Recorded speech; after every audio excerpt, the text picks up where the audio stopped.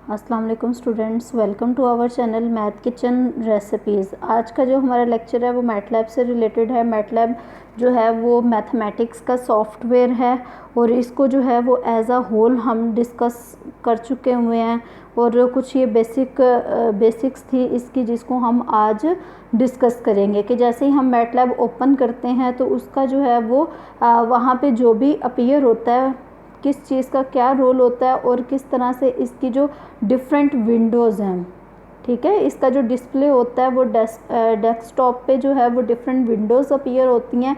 वो कौन कौन सी होती हैं, कितनी टाइप्स की होती हैं और किस तरह से हम उनको यूटिलाइज़ कर सकते हैं। तो इस सारी चीज़ को देखने के लिए हम अपना लेक्चर स्टार्ट करते हैं। वीडियो को लास्ट तक देखा करें ताकि आपके पॉइंट्स क्लियर हो सकें। An overview of MATLAB. MATLAB है क्या? सबसे पहले हम मैटलैब का थोड़ा सा इंट्रोडक्शन देखते हैं कि ये क्या है। It is a short form of matrix laboratory. ये जो MAT है, MAT स्टैंड्स फॉर मैट्रिक्स। ये मैट्रिक्स इस तरह से MAT स्टैंड्स फॉर मैट्रिक्स और लैब मीन्स लेबॉर्ट्री, ठीक है। लैब का जो यूज़ है वो लेबॉर्ट्री के लिए है। इसको ये क्यों कहते हैं? क्योंकि मैटलैब में हम कुछ भी एंटर करते हैं तो वो उसको एज अ मैट्रिक्स ट्रीट कर रहा होता है। इवन आपने 2 भी लिखा है, सिंगल वैल्यू एंटर किया तो वो उसको एज अ मैट्रिक्स ही कंसिडर करता है। तो इसलिए इसका जो एब्रीवेशन है वो मैट्रिक्स लेबॉर्ट्री से ये डिराइव्ड है और इसको मैटलैब कहते हैं, ठीक है। ये थोड़ा सा इनिशियली इसका हमने देखा कि ये किस तरह से कहाँ से आया है और इसको मैटलैब क्यों कहते हैं, ठीक है। It is a short form of matrix laboratory. MATLAB is a software which allows to perform functions.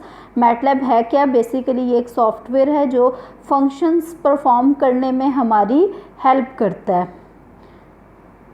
Which allows to perform functions like matrix manipulation. जिस तरह अभी हमने डिस्कस किया कि इसमें कोई भी वैल्यू हम एंटर करते हैं तो वो उसको एज अ मैट्रिक्स डील कर रहा होता है। तो ये मैट्रिक्स मैनिपुलेशन को आप कैलकुलेशन की सेंस में भी ले सकते हैं कि मैट्रिक्स का इन्वर्स हम किस तरह से फाइंड आउट करेंगे और मैट्रिक्स फॉर्म में जो है वो सेट ऑफ लीनियर इक्वेशंस का हम किस तरह से सोल्यूशन फाइंड आउट करेंगे। और इसके अलावा जो मैट्रिक्स से रिलेटेड जितनी भी टर्म्स हैं, इन्वर्स किस तरह से फाइंड आउट कर सकते हैं, एडजॉइंट किस तरह से, ट्रांसपोज किस तरह से, इवन मैट्रिक्स से रिलेटेड हर तरह की हम इसमें जो है वो कैलकुलेशंस कर सकते हैं। और इसका क्या रोल है? सेकेंडली जो है ये प्लॉटिंग के लिए यूज़ होता है, प्लॉटिंग ऑफ फंक्शंस। वैसे तो इसके यूजेजेस बहुत ज़्यादा हैं। जैसे जैसे आप एल्गोरिदम बनाते जाएंगे, जैसे जैसे आप कोडिंग करते जाएंगे, उसके अकॉर्डिंगली जो है वो हमारे पास न्यू इंफॉर्मेशन गेन होती है, हमारे पास न्यू रिजल्ट्स हम ड्राइव कर सकते हैं। लेकिन यहाँ पे जो हम बेसिकली इसकी देख रहे हैं कि इसमें कौन कौन से फंक्शंस हैं। पहली बात तो ये मैट्रिक्स मैनिपुलेशन होती है। Second, plotting of functions. Different functions हैं हमारे पास, हम उनको किस तरह से प्लॉट करेंगे और किस तरह से फिर हम उनसे एनालिसिस कर सकते हैं। प्लॉटिंग बेसिकली हमें एक ओवरव्यू देता है कि ग्राफिकली जब भी हमारे सामने कोई चीज़ होती है तो उसको अंडरस्टैंड करने में बहुत ज़्यादा हमारे लिए आसानी होती है। फॉर सपोज अगर आपके पास डाटा पड़ा है, रफली पड़ा है, स्टूडेंट के मार्क्स ले लें कि किसी एक सब्जेक्ट में किसी क्लास के डिफरेंट मार्क्स हैं। फर्स्ट सपोज 30 है, फिर 25 आ जाता है, फिर 31, फिर 40 आ जाता है, देन 2, फिर 3, 5, 7, इस तरह से हमारे पास डिफरेंट मार्क्स आ जाते हैं। अगर ये हमारे पास कितनी एंट्रीज़ हों, 1000 एंट्रीज़ हों, फॉर सपोज कि आपके पास ये जो एंट्रीज़ हैं 1000 है, तो आप सामने देख के इससे जो है वो कुछ भी एनालाइज नहीं कर सकते। अगर आप करेंगे तो उसमें एरर के चांसेस रहेंगे, ठीक है, उसमें एरर के चांसेस रहेंगे। अब अगर हम इसको यहाँ पे डिस्प्ले करने की बजाय इसका एक और डिस्प्ले देखें कि आप इसको ग्राफिकली ड्रा कर लें, ठीक है। यहाँ पे हम नंबर लगा लें 1 या फिर 5 लगा लें, 1 रहने दें, इसको 5 कह लें, और यहाँ पे फिर हम कर लेते हैं इसको 10 एंड सो ऑन। ये हमारे पास 40 आ जाता है। अब इसके अकॉर्डिंगली जो हमारे पास जो रिज़ल्ट आएगा, वो कुछ इस तरह से होगा। अगर ये स्टेबल है, यहाँ पे कुछ कैलकुलेशन तो इस तरह से होगा, कुछ इस तरह से हम इसको ग्राफिकली ड्रा कर सकते हैं। ये रफली मैंने स्केच बना के आपको आइडिया दिया, तो यहाँ से देखने में आप बता सकते हैं इसके जो रिज़ल्ट्स हैं उनमें वेरिएशन ज़्यादा है, वेरिएशन कम है, या फिर वो स्टेबल है, या फिर एवरेज रिज़ल्ट्स हैं। तो यहाँ से देख के बताना आपके लिए ज़्यादा आसान होता है, ठीक है। तो इसलिए हम ग्राफिक्स का बहुत ज़्यादा यूज़ करते हैं और इसको प्रेफर भी करते हैं। उसके अलावा क्या है, डाटा एनालिसिस के लिए यूज़ होता है, जिस तरह अभी हमने डिस्कस किया, डिफरेंट फॉर्म्स के डाटा को एनालाइज करने के लिए यूज़ होता है, एंड अ लॉट मोर। और इसके अलावा भी बहुत से फंक्शंस हैं जो हम थ्रू मैटलैब परफॉर्म कर सकते हैं। ये तो हो गया ब्रीफ इंट्रोडक्शन के मैटलैब होता क्या है, ये इसकी एब्रीवेशन क्या है और ये किस तरह से वर्किंग करता है।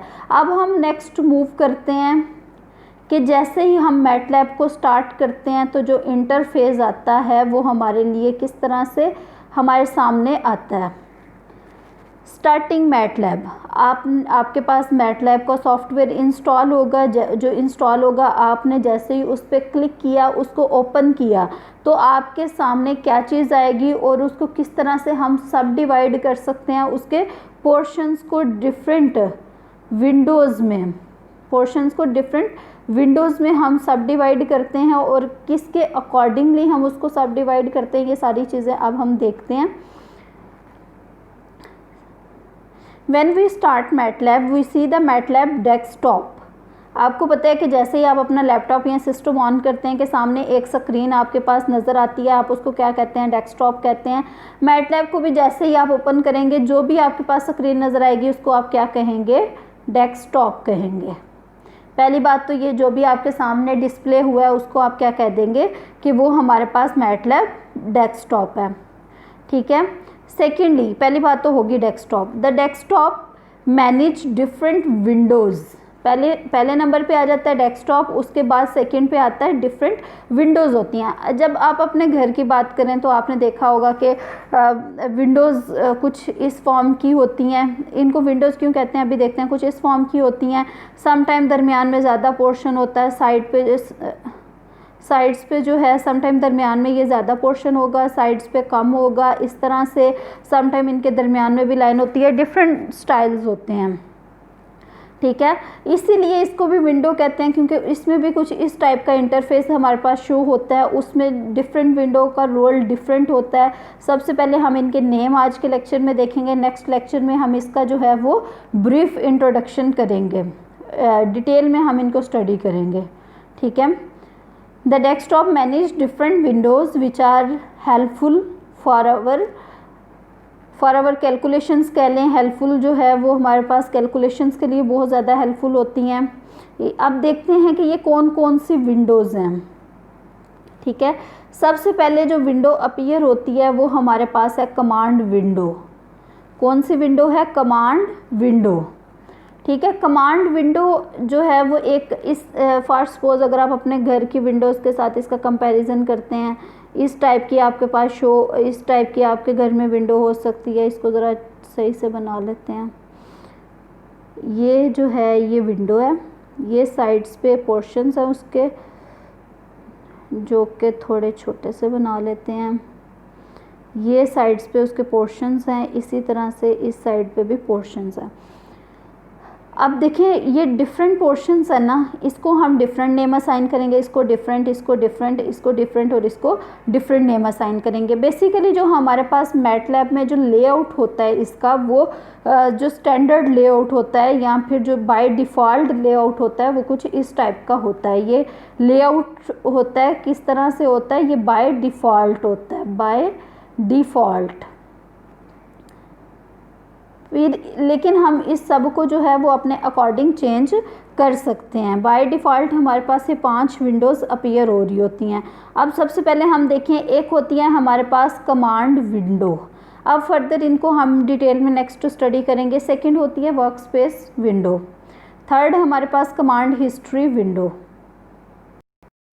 तो नेक्स्ट हमारे पास होती है कमांड हिस्ट्री विंडो। हिस्ट्री जो है यहाँ पे मेंशन है, इट मीन्स इसमें कमांड्स की हिस्ट्री से रिलेटेड होगा। फोर्थ नंबर पे आ जाती है द करंट डायरेक्टरी विंडो। इनको हम डिटेल में नेक्स्ट स्टडी करेंगे। Last one is the details window, ठीक है। ये नेम्स बाय नेम जो है वो डेफिनेटली अपने फंक्शंस के बारे में बता रही हैं कि इनमें इस टाइप के फंक्शंस होंगे। नेक्स्ट आता है क्वेश्चन कि ये विंडोज़ तो आ गई, उसके बाद जैसे ही आप इसको ओपन करते हैं तो इसके ऊपर भी कुछ इंटरफेस सा नज़र आ रहा होता है, उसको क्या कहेंगे? ये होता है हमारे पास tool bar. Across the top of the desktop are a row of menu names. आपके पास बहुत से मेन्यू नेम्स होंगे।